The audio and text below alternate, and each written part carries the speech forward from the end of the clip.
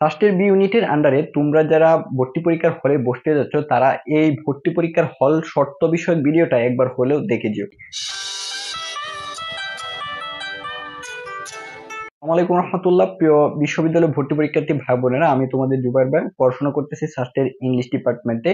তোমরা আমার পূর্বের video first B unit admission test full route map থেকে ধারণা পেয়েছো যে ফার্স্টের বি ইউনিটে বিভাগ পরিবর্তনের মাধ্যমে এ এবং সি ইউনিট ভর্তি পরীক্ষা দিতে পারে। সো তারা কিন্তু এই ভর্তি পরীক্ষা দেওয়ার জন্য বি ইউনিটের আন্ডারে অ্যাপ্লিকেশন করে এবং বি ইউনিটের আন্ডারে ভর্তি পরীক্ষাটা অনুষ্ঠিত হয়। তো তারা যে ভর্তি পরীক্ষাটা দেয় তারা দুইটা প্রশ্নের মাধ্যমে ভর্তি পরীক্ষা দেয়। সেখানে যারা মানবিক এবং বাণিজ্য শাখার স্টুডেন্ট আছে তারা একটা প্রশ্নের মাধ্যমে, পাশাপাশি ইউনিট থেকে যারা বিভাগ পরিবর্তনের মাধ্যমে ভর্তি পরীক্ষা দেয় তারা আরেকটা প্রশ্নের মাধ্যমে ভর্তি পরীক্ষা দিয়ে কিন্তু তিনটা আলাদা ইউনিট এ বি সি ইউনিটের মাধ্যমে ফলাফলটা পেয়ে থাকে। তো ফলাফল পাওয়ার পর তারা যখন ভর্তি হতে যায় তখন তাদেরকে ফার্স্টের বি ইউনিটের দুইটা রয়্যাল ডিপার্টমেন্ট ইংলিশ এবং ইকোনমিক্স এই দুইটা বিষয়ে ভর্তি হওয়ার জন্য পরীক্ষার হলে তাদেরকে কিছু শর্ত ফিল আপ করতে হয়। যদি না তারা ভালো প্রস্তুতি নিয়েছে, ভালো উত্তর করেছে, এই শর্তগুলো ফিল আপ করতে না পারে, তারা কিন্তু এই রয়্যাল ডিপার্টমেন্টে ভর্তি হতে পারবে না। দেখো, বি এবং সি ইউনিট একটা প্রশ্নের মাধ্যমে যখন পরীক্ষা দেয় তখন তার মানবন্টনটা হয় ভিন্ন, অর্থাৎ তাদের 65 থাকে বেসিক নাম্বার, যেগুলা কিনা এখানে দুইটা বিষয় তোমরা দেখতে পাচ্ছ, ইংলিশ থেকে 15 আর হচ্ছে এসএসসি জেনারেল ম্যাথ থেকে 15। তো আর 15 নাম্বার ফিল আপ করার জন্য তাদের মৌলিক যে বিষয়গুলো, অর্থাৎ হায়ার সেকেন্ডারি স্কুল সার্টিফিকেট, তাদের কিছু কম্পালসারি এবং অপশনাল সাবজেক্ট ছিল, সেই সাবজেক্ট গুলোর উপর 15 নম্বর ভর্তি পরীক্ষা হয়ে থাকে। এই হচ্ছে টোটাল 80 নম্বরের এমসিকিউ ভর্তি পরীক্ষা। তো তাদের যে মৌলিক বিষয়গুলা, সেই বিষয়গুলোর উপর কিছু কন্ডিশন থাকে, যেটা কিনা আমাদের এই ফার্স্ট বি ইউনিট ভর্তি পরীক্ষার জন্য প্রত্যেক কলেজ স্টুডেন্টের এই শর্তগুলো জানা উচিত। ভিডিওতে আমি এ টু জেড আলোচনা করে দিয়েছি। তো এই ভিডিওটা তোমরা দেখে নাও, তাহলে সেইগুলো তোমরা আইডিয়া পেয়ে যাবে। এখন আরেকটা প্রশ্নের মাধ্যমে ইউনিট থেকে 7টা বিষয়ের উপর তারা কি করে পরীক্ষা দেয় ও তাদের মানবন্টনটা হয় ভিন্ন। তো তাদের ইংলিশ থেকে থাকে 15 এবং ম্যাথ থেকে থাকে 15। আর এখানে একটা অপশন থাকে যে সে যদি ম্যাথ না দাগায় সে বায়োলজি আনসার করতে পারবে, অর্থাৎ এটা অর অপশনে চলে যায়।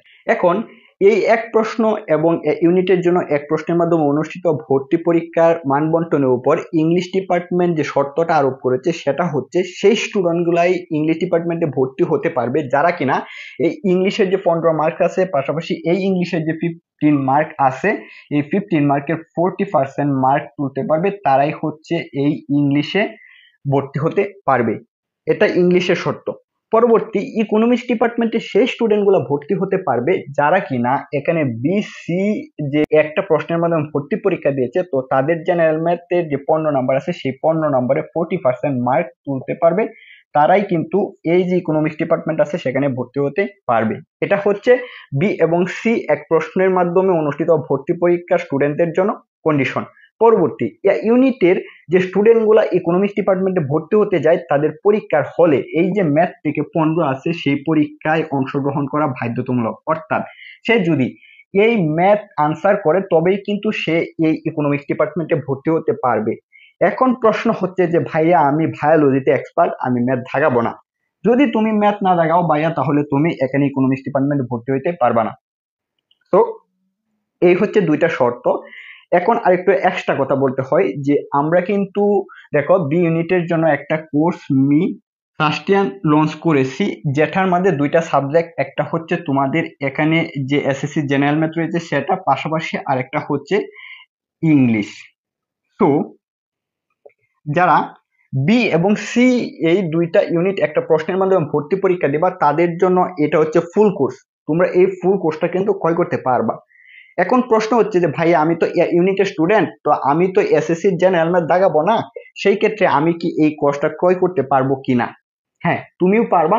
দেখো, তোমাদের জন্য কোর্সটা এমন ভাবে আমরা তৈরি করেছি যে তুমি যদি না চাও এসএসসি জেনারেল ম্যাথ তুমি করবে না, এখান থেকে যে একটা সাবজেক্ট থেকে যাবে ইংলিশ, সেই ইংলিশ সাবজেক্টটা তুমি হও আন্ডারের স্টুডেন্ট, কিংবা যারা ইঞ্জিনিয়ারিং প্রস্তুতি নিতেছো শুধু বিজ্ঞানের, তারাও চাইলে কি করতে পারো, এই যে ইংলিশ মিস সাস্টিয়ানের আন্ডারের এই কোর্সটা কিন্তু তোমরা ক্রয় করতে পারো।